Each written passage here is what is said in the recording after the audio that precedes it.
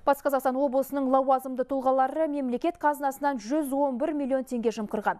Биылғы жылдың алғашқы жартысында өңірде сыбайлас жемқорлыққа қатысты 105 қылмыс тіркелсе, оның 29-ы шенеуніктерге тікелей қатысты.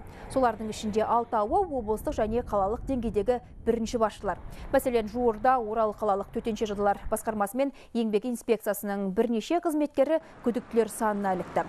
Олар жеке оқу орталығының басшылығымен келісіп отырып, еңбекті қорғау және өрт қауіпсіздігі техникасына оқып жатқан азаматтардан емтиханға оң баға қойған үшін ақша талап еткен.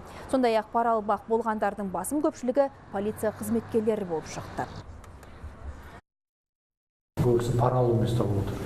Жыл басынан бастап 15 айтып отырмыз, оның 27-сі 105 қылмыстық істің 27-сі пара алу фактілерімен қылмыстар анықталған. Оның 15-і осы ішкі істер. Енді жол полицияның қызметкерлері, участковый қызметкерлер, соны сатыдағы қызметкерлер.